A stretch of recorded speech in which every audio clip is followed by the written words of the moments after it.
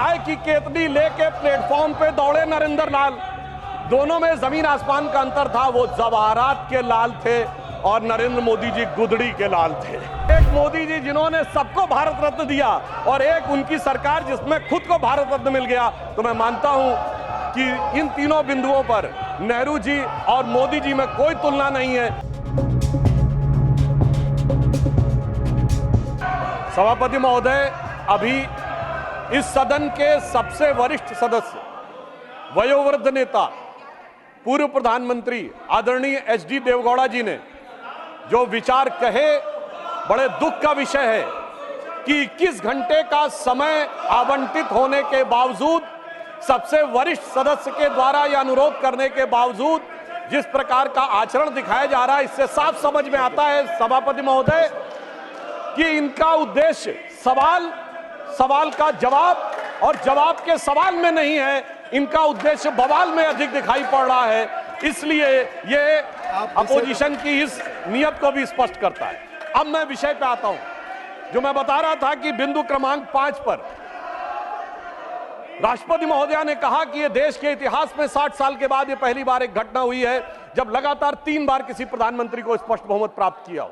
और जिस समय महामहिम राष्ट्रपति महोदया ने यह शब्द बोला था, हम सबको ध्यान है, सबसे अनेक विपक्षी सदस्यों ने अपनी अपनी सीट पर आवाजें करते हुए इसका प्रतिवाद किया था। संभवतः उनके मन में इस बात के लिए स्वीकार्यता नहीं हो पा रही थी कि यह कैसे हो गया कि लगातार तीसरी बार मोदी जी के नेतृत्व में भारत की जनता ने स्पष्ट जनादेश दिया और पंडित जवाहरलाल नेहरू जी का वो रिकॉर्ड जिसके ऊपर वो बहुत इतराते थे, उसकी बराबरी हो गई। मगर हमारे बहुत से विपक्षी सदस्य कहते हैं कि साहब, नेहरू जी की बराबरी तो मोदी जी से नहीं हो सकती। तो सभापति महोदय, मैं आपके माध्यम से कहना चाहता हूं कि तीसरी बार मोदी जी चुन के आए हैं और ये मैं भी मानता हूं कि नेहरू जी और मोदी जी में बराबरी नहीं हो सकती। इसलिए तीसरी बार आने पे मैं सिर्फ 3 बिंदु दूंगा जिस पर हम मानते हैं कि नेहरू जी और मोदी जी की बराबरी नहीं हो सकती। नंबर 1, जब मोदी जी इस देश के प्रधानमंत्री के कैंडिडेट चुने जाने थे, सभापति महोदय, मुझे आज तक याद है 13 सितंबर 2013 शाम 6 बजे भाजपा की पार्लियामेंट्री बोर्ड की बैठक होनी थी और मोदी जी स्वयं उसके मेंबर थे, मगर उन्होंने कहा मैं उस बैठक में नहीं आऊंगा जिसमें मेरे बारे में विचार हो रहा हो। यह होता है नैतिकता के आधार के ऊपर निर्णय। और उस समय राजनाथ सिंह जी पार्टी के अध्यक्ष थे, तो मुझे यह दायित्व दिया गया था कि मैं मोदी जी को रिसीव करके अध्यक्ष के कमरे में बैठा लूं और जब बैठक समाप्त हो जाए तो सब एक साथ जाएंगे प्रेस कॉन्फ्रेंस में घोषित करने के लिए। और महोदय, पूरा पार्लियामेंट्री बोर्ड एक मत था, सारे कार्यकर्ता एक मत थे और पूरा देश एक मत था और तब प्रधानमंत्री के कैंडिडेट मोदी जी घोषित हुए। उधर पंडित जवाहरलाल नेहरू जब कैबिनेट मिशन प्लान के तहत 26 अप्रैल 1946 को कांग्रेस का नया अध्यक्ष चुना जाना था और उसके लिए कांग्रेस वर्किंग कमेटी की बैठक होनी थी और 20 अप्रैल को मौलाना आजाद को गांधी जी ने लेटर लिखा कि आप अपना नामांकन वापस ले लीजिए और मैं चाहता हूं कि नेहरू जी प्रधानमंत्री बने। परंतु इसके बावजूद उस बैठक के अंदर क्या हुआ, इसका रिकॉर्ड आचार्य कृपलानी ने अपनी किताब Gandhi his life and thought, Maulana Azad ने अपनी किताब India wins freedom, Rajmohan Gandhi ने अपनी किताब सरदार पटेल और उस समय के सबसे प्रख्यात पत्रकार दुर्गादास ने अपनी किताब India from Curzon to Nehru and thereafter में लिखा है कि 1 वोट मिला पट्टाभी रमैया को और शायद 1 या 2 वोट मिले आचार्य कृपलानी को, शेष सारे वोट मिले सरदार पटेल को और 0 वोट मिले जवाहरलाल नेहरू जी को। वाकई कैसे तुलना हो सकती है?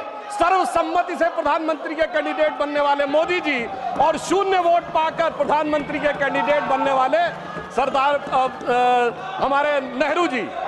एक वो नेता जिसको पूरे देश ने नेता माना, एक वो नेता जिसको उसकी पार्टी में किसी ने नेता नहीं माना। इसलिए वाकई तुलना नहीं हो सकती। बल्कि मैं तो कहना चाहूंगा, आज खड़गे जी अध्यक्ष बनना था तो सोनिया गांधी जी की इच्छा थी तो सारे डेलीगेट्स ने खड़गे जी को वोट कर दिया और शशि थरूर जी ने नामांकन वापस कर लिया। उस समय गांधी जी की इच्छा के बावजूद किसी ने नेहरू जी को वोट नहीं किया। तो मैं कह सकता हूं आज खड़गे जी की स्थिति उस समय के नेहरू जी से बेहतर है। अब मैं दूसरा बिंदु कहना चाहता हूं कि इसमें वाकई प्रधानमंत्री श्री नरेंद्र मोदी जी और खड़गे जी में तुलना नहीं हो सकती।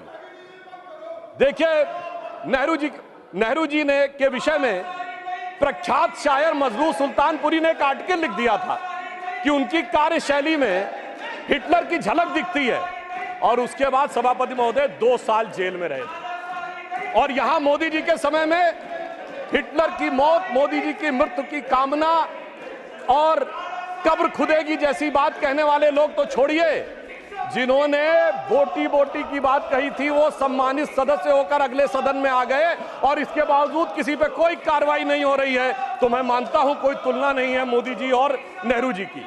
दोनों की अप्रोच में जमीन आसमान का अंतर है।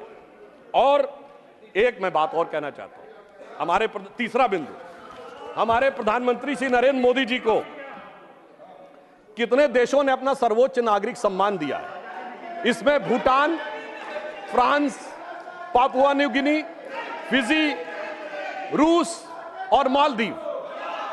और मेरे विरोधी विशेष रूप से सुने, इसके अतिरिक्त तमाम मुस्लिम देश, Egypt, Saudi Arabia, United Arab अमीरात, बहरीन, अफगानिस्तान और विशेषकर ध्यान दें फिलिस्तीन, इतने देशों ने अपना सर्वोच्च नागरिक सम्मान प्रधानमंत्री श्री नरेंद्र मोदी जी को दिया, जो भारत के इतिहास में किसी मंत्री को नहीं मिला। और प्रधानमंत्री जी ने किसको सर्वोच्च सम्मान दिया?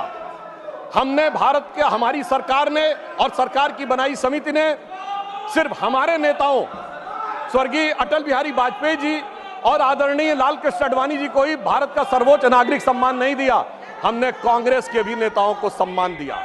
कांग्रेस के 3 बड़े नेताओं को भारत रत्न मिला। मदन मोहन मालवीय जी को हमारी सरकार में भारत रत्न मिला, प्रणब मुखर्जी जी को हमारी सरकार में भारत रत्न मिला, पीवी नरसिम्हा राव जी को हमारी सरकार में भारत रत्न मिला, हमारी पार्टी के नहीं थे परंतु कर्पूरी ठाकुर जी को भारत रत्न मिला, और कांग्रेस के नेता एससी जमीर और तरुण गोगोई जी को पद्म अवार्ड मिला। दूसरी तरफ नेहरू जी ने क्या किया? न किसी से अवार्ड मिला। अरे भाई, दूसरी पार्टी छोड़िए, अपनी पार्टी के सरदार पटेल और बाबा साहब अंबेडकर को भी नहीं दिया, उन्होंने अपनी सरकार से खुद को भारत रत्न ले लिया। यानी एक मोदी जी जिन्होंने सबको भारत रत्न दिया, और एक उनकी सरकार जिसमें खुद को भारत रत्न मिल गया। तो मैं मानता हूं कि इन तीनों बिंदुओं पर नेहरू जी और मोदी जी में कोई तुलना नहीं है। इसलिए मैं कह सकता हूं कि मोदी जी नेहरू जी की तुलना में एक अतुलनीय प्रधानमंत्री हैं, और उन्होंने यह अतुलनीय उपलब्धि हासिल की। और एक बात और कहूंगा अंत में, वाकई दोनों में बराबरी नहीं है। हम लोग बचपन में, एक बड़ा गीत था जो हमारी पीढ़ी और हमसे पहले वाली पीढ़ी ने अवश्य सुना होगा, कि दे दी हमें आजादी बिना खड़क बिना ढाल।